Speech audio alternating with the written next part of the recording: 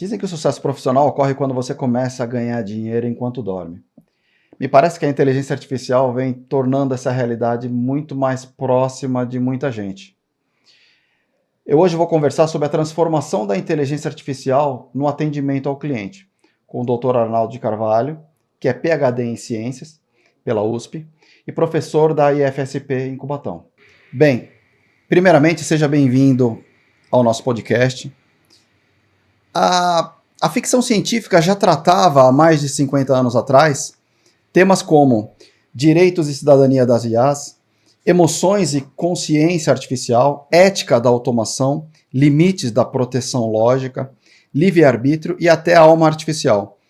Agora, como a gente tem muito atendimento sendo automatizado, como a gente consegue ter controle de tudo isso visando a experiência do cliente? Bom, esse é um ponto importante. O cliente tem que ser sempre o objetivo final do seu processo de atendimento. Então, a IA, ela é uma ferramenta que vai auxiliar nesse atendimento, ela vai acelerar os processos que você eventualmente tenha, ela permite diminuir erros, já que as respostas dela tendem a ser padronizadas em relação ao histórico de conhecimento que você tem, e isso, por exemplo, um funcionário poderia eventualmente tomar uma decisão equivocada em relação ao histórico, seja por qualquer razão, por má formação, por um treinamento deficitário, sei lá qual razão. A IA vai sempre tentar padronizar esses processos para você. E você enxerga, por exemplo, que a automação de um processo com a inteligência artificial, você não perde em nada a experiência do cliente, ele sempre vai ser bem atendido.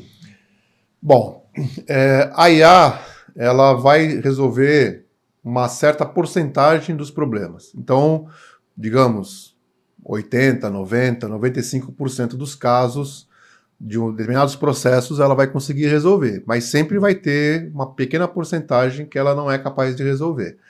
Para essas pequenas porcentagens, é necessário um especialista humano. Então eu tenho, por exemplo, aqui na Baixada Santista, você tem aqui nas rodovias principais agora, a interligação daqueles pedágios, pórticos de pedágio sem caixa, né? Sem o operador humano ali com caixa. Eu vi uma reportagem, por exemplo, você tem várias câmeras de diferentes posições tentando pegar os veículos que passam, mas a diversidade de veículos é enorme, são motos, carros, caminhões, ônibus, SUV, carro grande, carro pequeno. Mas que você fale, não, a IA foi treinada para reconhecer a placa do veículo, identificar os números e as letras da placa do veículo. Tá, mas onde está a placa? Cada veículo está em um lugar diferente. Você tem um caminhão guincho com um carro em cima. A placa é de quem? Do carro ou do caminhão? Qual que ela vai cobrar o pedágio? Então tem coisas assim que a IA não é capaz de resolver. No caso do pedágio em particular, você pode ter caminhão com 4, 5, 6 eixos, nem todas as rodas estão tocando no chão. E aquelas que não estão tocando no chão não pode cobrar o pedágio delas. Então são situações em que a IA não consegue resolver. Então até a reportagem mostrou isso, que ela tinha um time de pessoas, digamos, especialistas, umas 8, 10 pessoas numa sala, vendo imagem por imagem para reclassificar, reposicionar aquela decisão da IA. Então, no caso, na reportagem até falou, 80% dos casos ela acertava e 20% ela errava. Então, precisa de um... E esses 20% que ela errava, ela aprende para uma próxima vez... Numa próxima vez, sim, numa próxima vez ela pode acertar. E aí, a tendência é que em algum momento vai ficar 99,99%, né, por cento dos casos. Então, você tem que ter sempre um jeito de ter um especialista humano no final das contas para aqueles casos que a IA não consegue classificar. Para o resto, aí sim ela automatiza o processo. Então, para um cliente que eventualmente procura um atendimento de uma loja, ou de um call center, ou de um consultório médico, etc., mas aqueles casos que a gente consegue colocar dentro de uma determinada padronização de problemas, ela vai ser muito mais eficaz e assertiva do que o humano. E aqueles que não são os tradicionais do processo, tem que ter um jeito de alguém resolver o problema. O que não pode é você, por exemplo, ter um call center, diz que 0 para isso, diz que 1 para aquilo, diz que 2 para aquilo, e não ter a opção diz que para falar com o ser humano. Que existem, eu já peguei alguns assim. Então você tem que ter uma opção, porque às vezes um problema não faz parte da classificação da situação. Ou a própria IA tomar essa decisão de eu não conseguir resolver o seu problema, vou passar Sim. para um analista. Exatamente. Também já percebi esses em chatbots. Ele falou: você prefere falar com um especialista humano? Né, a partir desse ponto, né? Depois da terceira ou quarta interação, ela passa para um especialista humano. No final, assim, toda empresa ela quer atender melhor, vender mais, com o menor custo operacional. A IA, na verdade, ela parece que ela atende bem os 3 requisitos, né? Dá para humanizar esse atendimento artificial? Bom, aí, sim, isso vai vir, isso virá, né, com o tempo de treinamento da IA. Hoje a IA, sempre a resposta dela vai ser em função da base de dados que eu estou usando para treinar ela. Então, por exemplo, na minha área especificamente, que é pesquisa, a gente já tem ferramentas que nos ajudam a escrever um paper. Por outro lado, os periódicos, as revistas não aceitam papers escritos por IA. Então, existem ferramentas que detectam se o texto foi escrito por IA. Um erro muito comum que acontece é por causa da tradução. Às vezes eu não usei IA, eu escrevi o texto, mas eu escrevi em português. E aí eu usei o Google Tradutor para traduzir para o inglês. Isso já é suficiente para ser reconhecido como IA. Caramba. Então, a ferramenta que o periódico, que o jornal usa, acusa X% de texto gerado por IA. O que ele está fazendo nesse caso? Ele está pegando palavras-chave que a IA normalmente usa. E eu, ser humano, não usaria. Por exemplo, gíria, uma expressão idiomática de um bairro, de uma região do país, sabe? Coisas assim, né? Como nós temos aqui em Santos, fala tu, São Paulo não fala.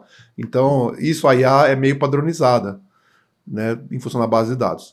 Então, essas ferramentas detectam esse tipo de coisa e acusam que o texto foi gerado por IA. Aí você já tem ferramentas que humanizam o texto gerado pela IA. Então é uma corrida, né? O gato correndo atrás do rato. Mas, enfim, para resumir, a IA cada vez mais está aprendendo mais, com mais informação, com mais dados, com mais textos, e quanto mais a gente alimentar ela, mais próximo, pelo menos em termos de escrita, ela vai ficar próxima do ser humano. Em termos de voz, imagem e tal, aí, principalmente voz, né, no caso do atendimento, tipo um call center, coisa assim, o que falta para a IA é expressar sentimento na fala. Né? Você pega, por exemplo, a Alexa, ela te responde sempre com o mesmo padrão de voz. Ela não fala mais nervosa, nem mais rápida, nem mais baixo, ela sempre com a mesma entonação. E também é um poder de comunicação do ser humano, a comunicação interpessoal, você fazer uso disso na oratória, ou para imprimir mais importância numa determinada parte de uma conversa, de um texto, essas coisas. E isso a IA ainda não faz. Mas à medida que a gente consiga colocar esse tipo de coisa na conversa dela, ela poder expressar essas oscilações de sentimento, ou de força na voz, ou de tentar pela voz parecer que está nervosa. Não vou dizer que ela ia ter que ficar nervosa, mas ela poder ser capaz de fazer isso, ela vai começar a transmitir mais sensação de humanidade na comunicação dela. E você acha que chega nesse ponto? Sim, bem rápido, mas do ponto de vista de software, com certeza, né? Do ponto de vista de hardware, mais difícil. Então, a gente, só para expressar a face humana, o movimento das sobrancelhas e expressar sentimento pelo rosto humano, um robô hoje, nas pesquisas que tem nos países aí que trabalham com Android e tal, tem mais de 80 motores. Só para expressar os músculos da face. É muita coisa. Mas no ambiente virtual, um personagem na tela do computador é basicamente uma composição de pixels, muito mais fácil de você fazer isso. Inclusive, hoje, por exemplo, já tem um programa da Jovem Pan, que é um comentarista da Jovem Pan, que ele é só um personagem, é o rosto dele dando as notícias na área de economia. Então, você tem um avatar dele. E a Jovem Pan fala no início que é um programa gerado por IA. Então, na verdade, é a imagem do repórter, do economista, e ela fica falando como se fosse ele presencialmente, mas não é ele, é simplesmente ela repassando as notícias de economia do dia. Daí para você colocar emoção e sentimento nessa imagem, falta pouco. Dá para se conseguir fazer. Então, em termos de virtual, no ambiente virtual, sim, é possível. No ambiente real de hardware, aí isso demora um pouco mais. Para virar um humanoide, alguma coisa assim. Para virar um humanoide com total característica semelhante ao ser humano, né? Sem estar preso a um cabeamento a uma máquina, ou seja, um Android autônomo, totalmente Sim. autônomo. Que igual ao ser humano a gente já tem um braço, uma cabeça, mas está sempre ligado a uma parafernália de cabos no equipamento, no computador. Sendo totalmente autônomo, ainda vai demorar um pouco, porque não se consegue miniaturizar tanto assim o hardware. Aproveitando o gancho do treinamento da IA, como é que isso funciona? Já é uma profissão? Existe o treinador de IA, o engenheiro de prompt? Com isso, a gente vai ter menos especialista nas nossas áreas que a gente vê nas formações, nas universidades, porque a IA está tomando esse lugar? Bom, primeiro treinamento, a IA ela sempre vai depender de uma base de dados de qualquer natureza, áudio, vídeo, texto, sei lá, e que seja treinada, certo? O treinamento ele pode ser de vários tipos, né? Mas ela precisa ser treinada e verificado se ela está respondendo de forma assertiva ou está alucinando, que também aí é imprevisível, praticamente o que ela pode responder alucinada, né? Quase como uma pessoa drogada, né? Então, aí tem um primeiro ponto que é o ponto estratégico. O que eu estou usando como fonte de informação para treinar a IA? As empresas deveriam ter isso como segurança, um item, um ativo da empresa. Vale muito para a empresa o conhecimento que ela tem. Se é uma empresa de menor porte, uma empresa que a gente não tem bem organizado esse conhecimento guardado em algum lugar, etc., aí nós partimos para alguma fonte pública de informação, certo? Na fonte pública de informação, eu não tenho vantagem sobre o meu concorrente, porque ele também tem disponível para ele essa mesma fonte pública. Então, aí nós estamos mais ou menos no mesmo nível de competição. Aí existe o que, então, desta fonte pública, o que eu posso saber perguntar para saber o que eu posso ter de resposta. E aí existe uma engenharia nesse, o que eu posso perguntar para a IA. Então, eu, por exemplo, quando eu uso a IA, eu tenho algumas perguntas específicas que eu faço antes para ela, para meio que modelar como ela vai se comportar durante a resposta dela para mim. No caso, no chat GPT, alguma coisa assim, né? Primeira coisa é não alucinar. Então, já é a primeira coisa que eu tenho que fazer. Não viaje, né? Não viaje na maionese, né? Segunda, se eu quero fazer algum documento, algum trabalho, quais são as fontes que eu quero que ela procure antes. Então, ela não tá. Eu só faço uma pergunta, no meu caso, na área de pesquisa, faço uma pergunta de pesquisa, eu não quero que ela procure sobre isso em todos os lugares, eu quero que ela procure isso em algumas fontes que, a princípio, são mais confiáveis do que outras. E assim por diante, eu vou montando um roteiro antes dela me dar a resposta que eu realmente quero. Então, isso requer uma certa técnica, uma certa engenharia para você fazer. Não requer que você faça um curso de engenharia de 5 anos, uma pós-graduação para fazer isso, mas requer que você tenha alguns cuidados. Porque o que eu pergunto, uma boa resposta depende de uma boa pergunta. Sim. Seja para um profissional, pessoa humana, ou para uma IA. Sim. Então, eu tenho também para a IA saber fazer boas perguntas, para que ela me venha com boas respostas. E você vê que hoje, por exemplo, você consegue, talvez, você entende que talvez alguns cursos que hoje, vamos falar, alguns cursos que hoje existem, vão deixar de existir, talvez porque a IA vai suprir 80% desse curso. Bom, sempre vai acontecer isso, né? A gente sempre tem essa possibilidade de padronizar coisas e seja um robô, uma IA, ou um software, ou um computador, vai te responder isso de alguma forma com uma certa facilidade e rapidez. Mas sempre vai ter uns 20% que nunca vai ser substituído. Então, eu sempre eu posso ter vários jogadores de futebol, mas eu vou ter um único Pelé. E se eu quiser ter acesso a esse Pelé, eu vou ter que pagar por esse curso desse Pelé. Né? E isso vale para vários especialistas humanos. A gente tem que lembrar que a IA ela não cria nada novo. Nunca. Nem hoje, nem inteligência é, na realidade. Né?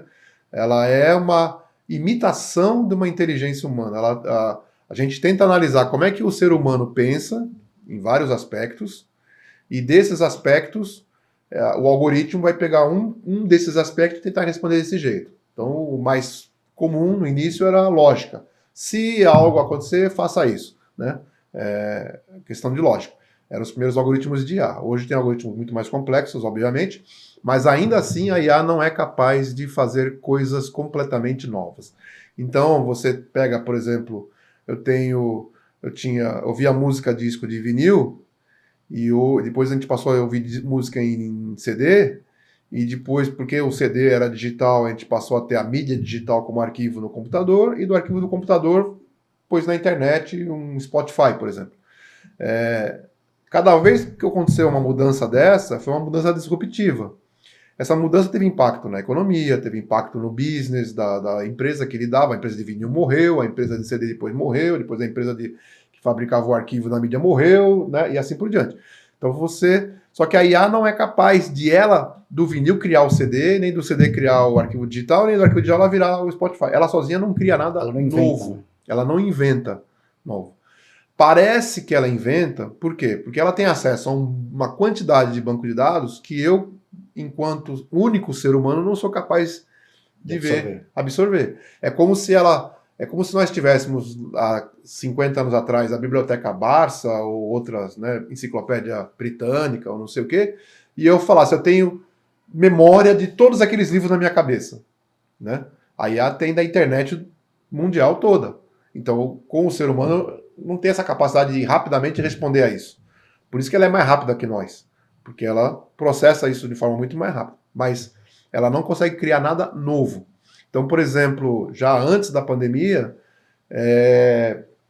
carregaram todas as músicas dos Beatles na IA da época.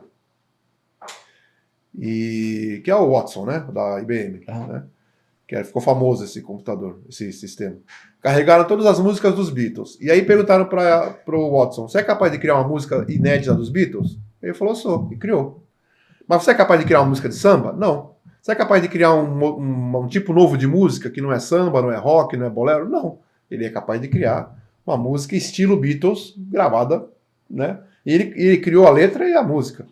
Porque ele pega pedaços de frases, pedaços de acordes e tal, e compõe alguma coisa. Mas era Beatles que ele estava usando.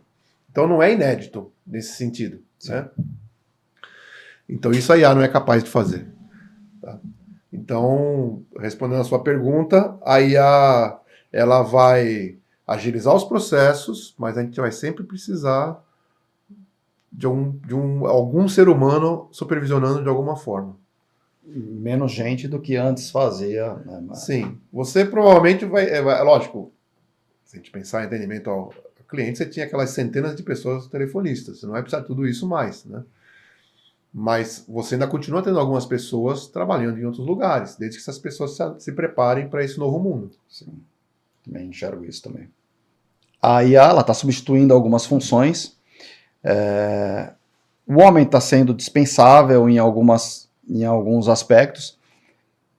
Aí eu te pergunto, nessa jornada, quem que é o copiloto de verdade? Né? É o homem ou é a IA? É uma pergunta interessante essa, porque se você considerar quem mais está trabalhando é o piloto, aí a IA vai estar trabalhando força bruta, né? 24 horas por dia, 7 dias por semana, está trabalhando mais do que nós. Se você pensar do ponto de vista estratégico, quem é o piloto, o chefe é quem defende, quem determina a parte estratégica da coisa, aí é o ser humano. Então, aí o valor está onde? Está na massa, na quantidade, ou está nos pontos-chave? Na estratégia. Na estratégia. Então, se tiver na estratégia, se você considerar isso, o ser humano sempre vai ter o lugar dele como piloto. Como piloto. A área da saúde ou financeira, onde a privacidade dos dados é um item fundamental, como é que a gente consegue garantir que esses dados vão e vêm nessas integrações, né, estejam protegidos? Porque assim, a gente usa integrações com empresas que normalmente o cliente final não tem um contrato direto, às vezes você vai lá, contrata uma empresa que tem uma integração com a IA e ela te fornece esse serviço e ela não tem essa... Como é que ela consegue garantir que esses dados, né, sejam seguros, né? E assim, o fato da IA, a maioria delas, assim, serem norte-americanas, isso tem algum... Você vê isso como algum... Bom, a gente tem aí várias perguntas aí, né? Bom, claro que se você pensar do ponto de vista da IA que a gente está acostumado a falar, quando a gente começou na conversa, a IA tem praticamente 70 anos. Inventaram o computador eletrônico, logo após a Segunda Guerra, já se começou a inventar a IA, né? Então tem mais ou menos 70 anos. A gente não percebe que a IA faz parte do nosso dia a dia, mas lembrando, eu joguei telejogo, depois Atari. A Atari você já jogava contra o computador, dama, xadrez, ali já tinha IA. Quando você passa de uma fase para a próxima fase, que o jogo fica mais difícil, um novo personagem, um desafio, já existe uma inteligência funcionando ali. Então o algoritmo de IA são coisas antigas, né? Já faz mais de 40 anos que o homem perdeu para o computador no jogo de xadrez. Então não é uma novidade. A novidade hoje é a IA que a gente popularizou, chamar tipo ChatGPT, que está acessível a todo mundo em qualquer computador, em qualquer celular. É essa IA que agora ficou massificada, vamos dizer assim, né? Então, para rodar essa IA tipo ChatGPT, você requer uma enorme estrutura de computador e de energia e de processamento, de memória. Quando eu falo enorme, são andares de prédios de computador, né? Não é um PC mais rápido. Então, para você dar um bom dia para o ChatGPT, foi 15 minutos de chuveiro ligado no máximo, né? Mais ou menos assim. Ou seja, quem é o dono do ChatGPT ou de uma Gemini ou outra plataforma dessa? São empresas muito grandes, muito ricas. Passando isso para o lado do governo, ou seja, governos ricos tendem a ser líderes e mais fortes que os governos que não sejam capazes de ter essa IA. Então, quem liderar a IA em termos de tecnologia vai liderar o mundo. Ponto. Como foi em todos os momentos de alguma coisa estratégica na humanidade. Então, nesse sentido, quando você pega uma decisão estratégica, tipo uma Petrobras, que tem um conhecimento absurdo de informações de um ativo de petróleo em profundidade e tal, esse conhecimento, ela tem uma grande preocupação aonde ela põe esse conhecimento. E aí ela faria um questionamento desse. Você pega uma Embraer, por exemplo, que detém liderança em certos tipos de aviões, e saber que a inteligência dela está numa ferramenta que está nos Estados Unidos e de repente tem acesso a uma concorrente direta, é uma grande preocupação para uma empresa dessa. Então essas empresas, especificamente, elas vão ter cláusulas e eventualmente elas têm que replicar, elas montem o banco de dados dela, ela compre o grande supercomputador delas, etc.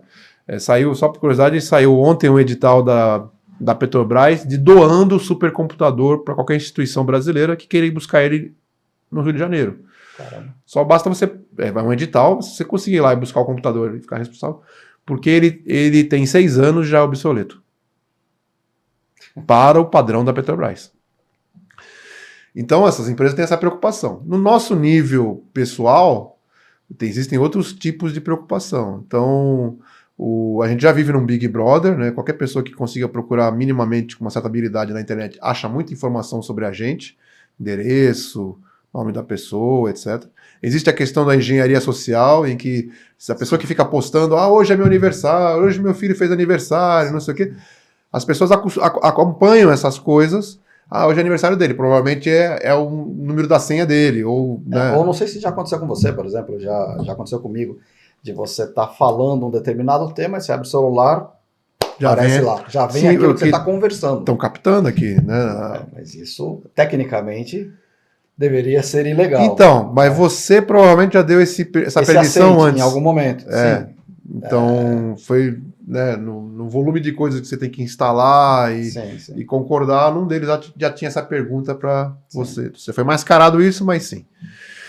Então, em alguns países isso é muito sério, nos Estados Unidos, por exemplo, é muito sério essa questão do sigilo na área da saúde e tal. O Brasil, existem as leis, mas infelizmente elas nem sempre funcionam da maneira que deveriam funcionar. Mas existem certas proteções, a Lei Geral de Proteção de Dados tem que ser respeitada pelas empresas e tal. E, de alguma maneira, isso tem que garantir essa proteção para o cliente, certo? A gente se distrai muito com as coisas que acontecem no nosso dia a dia e a gente acaba sendo ludibriado nesse volume, mas a gente tem que estar atento se a empresa preserva os meus dados ou não preserva os meus dados. E se a empresa não preserva os meus dados, eu tenho que ter a escolha de não usar e escolher outra empresa para me fornecer o serviço. Então esse é o primeiro, sigilo na transação. Tudo que está ligado na internet tem questão de violação de dados, né, são informações que estão viajando pelo mundo por um caminho que ninguém sabe qual é o caminho. Sim. Então tem que ter o sigilo. E aí entram as ferramentas de segurança, firewall, né, VPN, todas essas coisas tecnológicas, mas a gente sempre tem a questão do fator humano. Por exemplo, um funcionário que é demitido, ou um terceirizado, que é o contrato encerrado, quanto tempo demora para você cancelar o acesso dele na sua empresa? Sim. Nesse tempo ele pode fazer um estrago, né? Então, bancos, hospitais... O celular, tirar uma foto da tela. Exatamente. Então, você vai fazer um exame médico, um raio-x, alguma coisa assim, no hospital. O médico ele recebe online da máquina no consultório onde ele está. Aí, de repente, ele levantou, foi tomar um café e deixou a tela aberta. Isso já é uma violação de dados. Né? Essas informações são problemáticas. Você, por exemplo, você tem AIDS ou tem alguma síndrome, alguma deficiência, e se isso vaza, eu posso não querer mais te contratar. Sim. Então entra na questão do preconceito e tudo mais. Então o sigilo das informações é muito grave, né? No caso, e na IA, toda vez que você implementar a IA, você tem que ter atenção a isso também. Como é que eu obtive esses dados do usuário e como é que eu preservo esses dados e não repasso, né? E no momento que eu estou integrando ele, às vezes, com alguma inteligência, seja com transcrição, por exemplo, de áudio. Então, estou simplesmente pegando uma gravação, transcrevendo para fazer uma análise de sentimento, né? Um processo interno da empresa. Só que nesse vai e vem de integrações, como é que você... É difícil de você garantir que o outro lado simplesmente ignora essas informações, né? Não grava nada disso, não... Por quê? Porque você jogou para alguém tomar conta disso, tratar para você e ao mesmo tempo você não tem garantia nenhuma. Isso não está nem no Brasil, provavelmente. Bom, então, quando eu trabalhei em multinacionais, toda vez que eu era contratado pela multinacional, vinha uma pilha de contratos que eu tinha que assinar, de termos, né? Termos de conduta, de preconceito, termo ambiental, vários. Era uma pilha, assim, 10, 12 formulários. E, lógico, você está sendo contratado, você está querendo, lógico, começar a trabalhar e receber o seu salário. Então você assinava tudo, né? Mas, na verdade, ali está dizendo que eu não posso exercer preconceito de qualquer natureza contra os colegas, contra ninguém. Eu não posso a imagem da empresa, então software ilegal, se eu instalar um software pirata. Então tudo isso, passa por tudo isso. Então se eu, por exemplo, instalar um software pirata no meu computador, mesmo eu como funcionário público federal, eu sou funcionário público federal, se eu instalar um software pirata no computador da instituição, a Polícia Federal, eu posso ser exonerado do cargo simplesmente por isso. Sim. Pode ser uma coisa banal, mas todo mundo faz, todo mundo não, cara, para, não pode ser assim. Sim. Né? Então, primeiro, a IA é mais uma dessas coisas e questões em que a contratação do funcionário tem que passar por esses termos. Ou seja, fazer uma NDA lá. O funcionário tem que ter ciência do que está acontecendo com ele, e se ele não cumprir com aquilo, ele pode ser demitido por justa causa. Sim. Né? Então, isso tem que se acostumar a fazer parte. A gente que é profissional de uma profissão que tem conselho regional, então você já fez um juramento quando você tirou um diploma, então médico, advogado, engenheiro, então naturalmente você já pode ser acusado simplesmente por você ser profissional daquela área. Sim. Né? Mas um atendente de call center ou alguém assim que não tem uma profissão regulamentada bem mais controlada no Brasil, você tem que passar por esses termos e a pessoa tem que ter ciência da responsabilidade dela. Isso é o primeiro passo. Né? Entre a sua empresa e a outra empresa, da mesma forma. Né? E assim por diante. Isso vai ser uma cadeia de boas práticas, vamos dizendo assim. Né? Sim. Porque você tem um monte de implicações sobre isso. Você tem lucro cessante na empresa, uma empresa que é processada. Então, um banco, hoje a gente faz uma aplicação no banco e a gente acha que é uma aplicação boa, que é daquele banco, mas na realidade é um pacote que veio de outro banco. Esse banco quebra. Aliás, aconteceu agora, né, semana passada. Sim. Esse banco quebrou. Esse começa a ser afetado por isso. E se todo mundo for nesse banco e sacar o dinheiro, esse banco também quebra e vira uma cadeia. Então você tem questão de lucro cessante, questão de imagem, o patrimônio da empresa, a imagem que ela tem perante o domínio, tudo isso. Então, esses NDAs, vamos dizer assim, tem que ser assinado todas as empresas, prestadores de serviço e tudo mais. Tem um caso, por exemplo, que eu trabalhava numa empresa multinacional com antivírus, né, com vírus de computador. A empresa é uma rede de lojas de roupas nos Estados Unidos, uma das maiores, bem famosa, e tudo o que se considera de melhor tecnologia na área de segurança da informação ela tinha. A empresa que eu trabalhava era um dos prestadores de tecnologia, né, vendia tecnologia, e era um dos mais bem reconhecidos mundialmente como tecnologia top nível A. Né? Então tudo de ótimo tinha naquela empresa. Beleza? Bom, lá na loja, numa ponta, na loja, né, em alguma cidadezinha, tinha um quarteirizado, não era nem terceirizado, era o quarteirizado, que era o técnico do ar-condicionado da loja, aquela ar-condicionado central, né? Então o cara, uma vez por mês, ele ia lá com o laptop, conectava no ar-condicionado para fazer um check-up, calibração, essas coisas. Então, o hacker invadiu o laptop desse cara. E aí, toda vez que ele ia na loja, 3, 4 linhas de programa passava e entrava na rede da empresa. Como eram só 3, 4 linhas de programa, toda a ferramenta, o arcabouço de tecnológico de segurança não pegava. Demorou 6, 8 meses para que o programa inteiro passasse. Quando o programa foi carregado... Montasse o Frankenstein. Né? Montasse o Frankenstein. Quando ele foi montado, em 1 minuto e meio, vazou mais de centenas de milhões de cartões de crédito da loja. Para algum país que não tem acordo de extradição com os Estados Unidos, né? E até você começar a cancelar, avisar os clientes e cancelar todos os cartões dos clientes, já houve um estrago. Já houve um estrago de compras, né? Enfim. Então isso foi um escândalo na época. E o CIO, né, o diretor de informações, foi demitido por justa causa. Caramba. E o presidente da empresa teve que ir lá na Bolsa dos Estados Unidos e ajoelhar no milho e pedir desculpa para todo mundo, porque as ações da empresa despencou, deu prejuízo naquele ano e para os clientes e tudo mais no estrago. Então, assim, quanto tempo demorou o ataque hacker? 1 minuto. Quanto tempo ele demorou para ser planejado? Mais de 6 meses. Então, porque não se protegeu na ponta aquela pessoa que estava vulnerável, né, que é o técnico do ar-condicionado. Ele é um técnico do ar-condicionado. Será que ele tinha todo o conhecimento ou a responsabilidade de como ele cuidava do laptop dele? Era só uma pessoa que não tinha nenhuma suspeita sobre ele, né? Exatamente.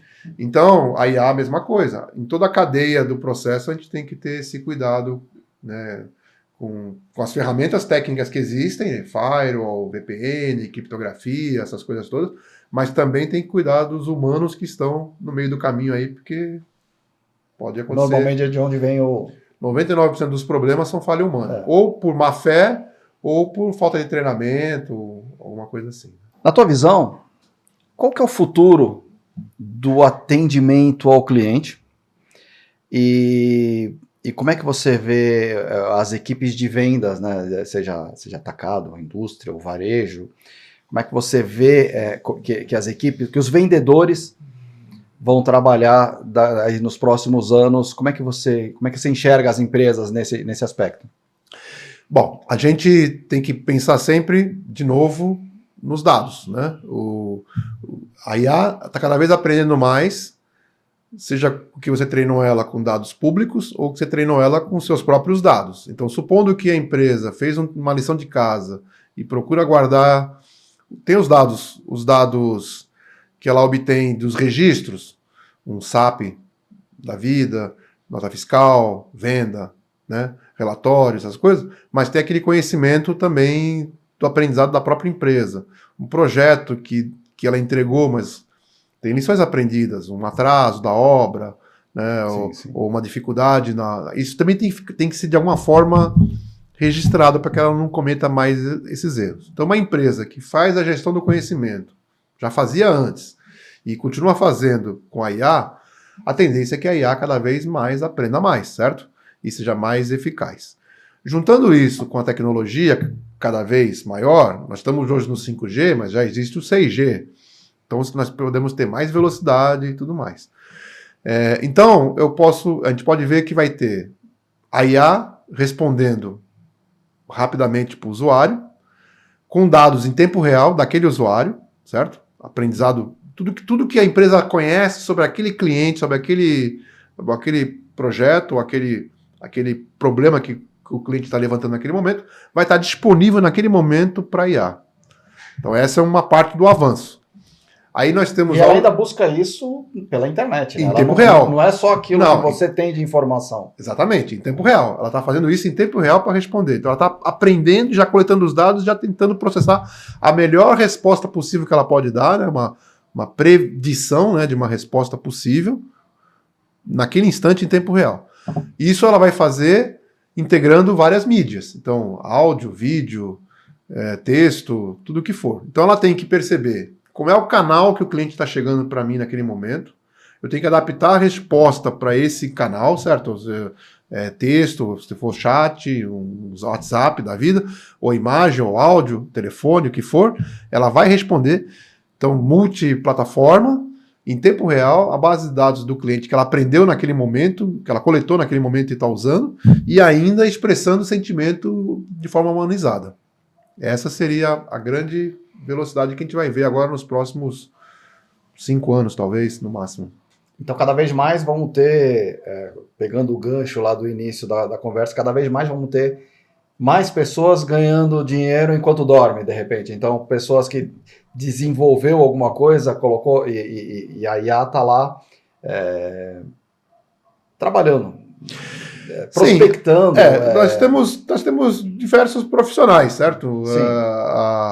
Você tem a pessoa que é capaz de construir um carro, um engenheiro mecânico é capaz de construir um carro. Aí tem aquele que, para você dirigir o carro, você não precisa ser engenheiro mecânico, certo?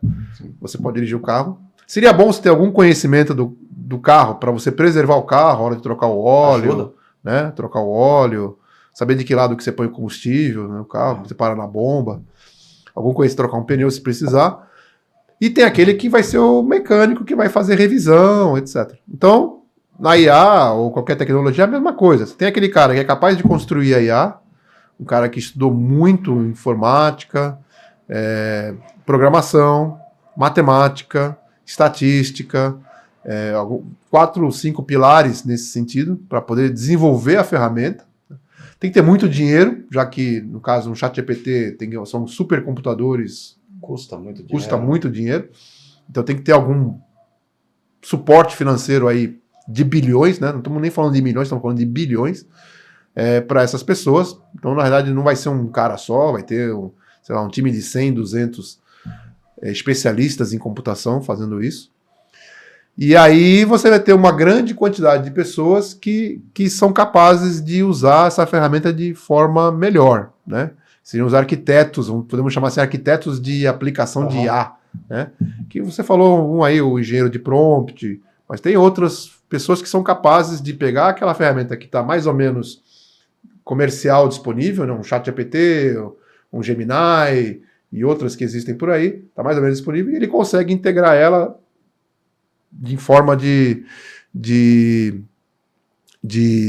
otimizar processos nas empresas, né? E aquele que vai ser simplesmente o usuário, né? Esse usuário é o usuário, né? Então... e essas pessoas que elas vão treinar a inteligência, você nunca tem noção para que lado que ela vai, né? Sempre vai ter a pessoa que vai treinar uma inteligência artificial para algo ruim, né? Para algo... Sim, não, então, aí a gente entra, primeiro, o ruim pode ser o ruim criminoso, certo? Certo. Como pode ser o ruim em termos de nação também. A gente está acostumado, a gente mora num país ocidental e a gente está acostumado com as ideias ocidentais. Mas tem uma série de países que a gente não tem a menor ideia do que eles podem querer fazer. E que tem acesso à mesma inteligência que a gente tem. Sim, é a mesma questão da bomba atômica. A gente imagina que os países ocidentais têm um bom controle sobre as armas nucleares. Mas quando caiu a União Soviética, cada país ficou com um pedaço daquela estrutura militar e virou uma série de situações aí de paramilitares, né? E que você não tem controle. A IA é a mesma coisa. Então eu posso ter nações querendo fazer coisas indevidas, né, com a IA. A gente consegue quebrar sistemas de segurança com uma certa facilidade se você tiver um supercomputador. Basta que ele teste todas as opções possíveis de chave de criptografia. Se ele for rápido o suficiente, em poucos minutos ele quebra. E se eu fizer isso, eu posso explodir uma refinaria, eu posso... Angra dos Reis, a usina nuclear do Brasil, existe, ela está lá, ela pode sofrer um hacker e explodir. Né? Então você tem esses cyberataques, né? Para quem assistiu Duro de Matar 4.0, tudo aquilo que aconteceu naquele filme já é realidade, já é possível. Então a humanidade não tem não é homogênea nesse pensamento. Quando a gente fala aquilo que eu falei, os termos, ou é o Service Level Agreement, ou o NDA, o MOU, né, Memorando de Entendimento, nós estamos falando de países que a gente mais ou menos tem uma certa processo, estratégia, os países ocidentais de modo geral, mas todo o resto do mundo pode ser que não siga esses processos, né? Ou fala que faz e não faz depois, né? Não cumpra com a sua parte, né? Então, aproveitando essa deixa, a IA ela deve ser regulamentada, ela deve seguir éticas. Quem pode definir essas éticas, né? Essa ética, né? Ela deve ser regulamentada? O que você entende disso? Bom, acho que algum tipo de regulamentação é necessário. É necessário por uma série de razões, né? Primeiro, a IA ela alucina. Ela pode dar uma resposta que não está prevista. E isso acontece porque, se a gente pensar matematicamente, você transformou os dados, seja uma frase, uma música, um texto, em uma sequência de números, certo? E aquela sequência de números vale dentro de um certo limite. Se por alguma razão sair daquele limite, a curva tende a algum valor que a gente não sabe a resposta. Sim. Então, de certa maneira, ela alucina por isso.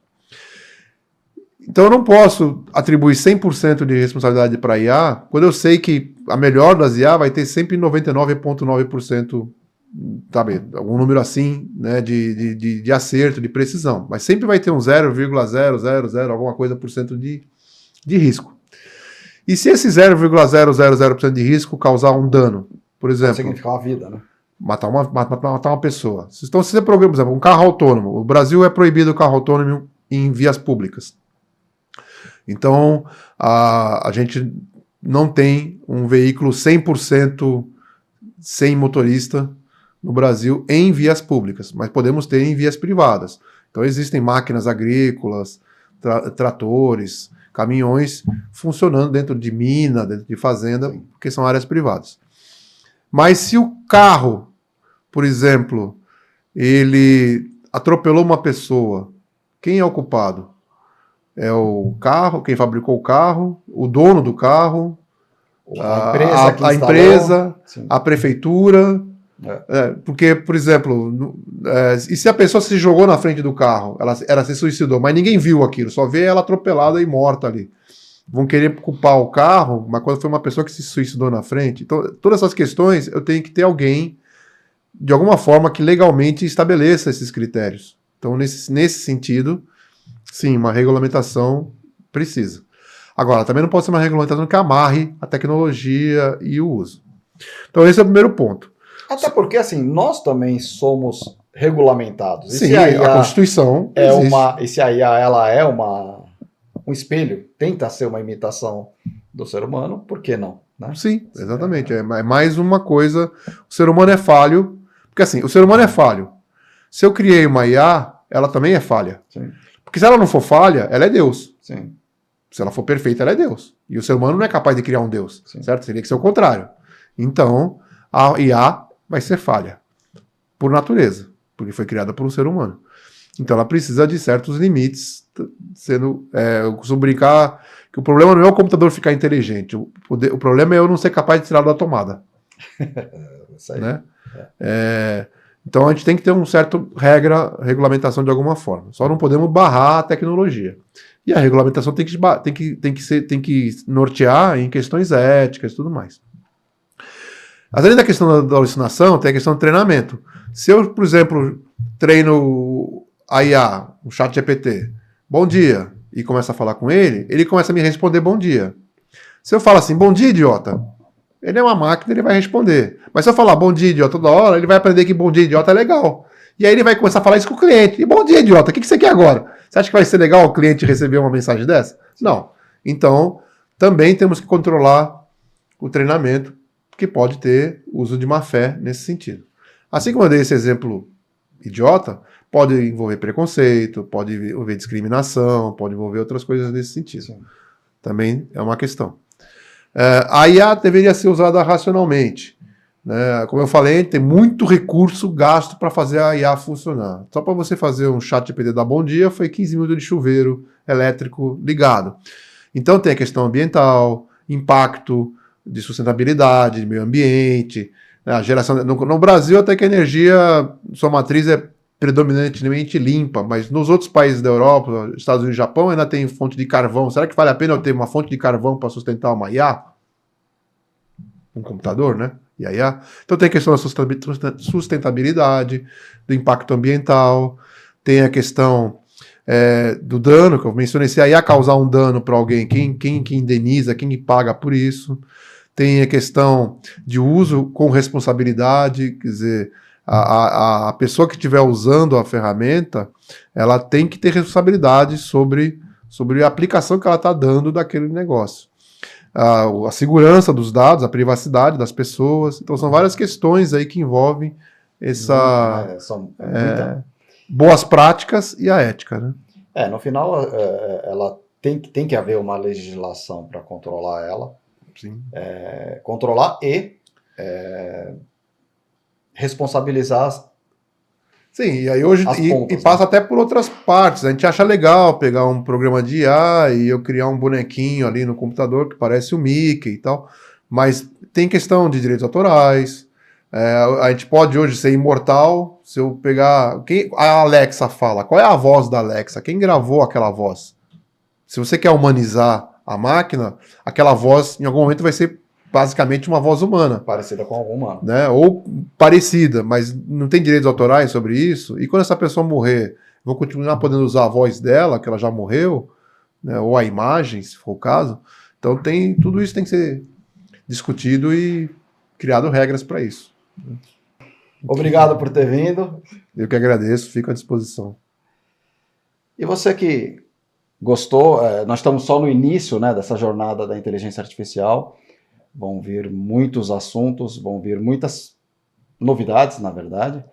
E curta, compartilhe aqui com a gente, deixe seu comentário e até a próxima.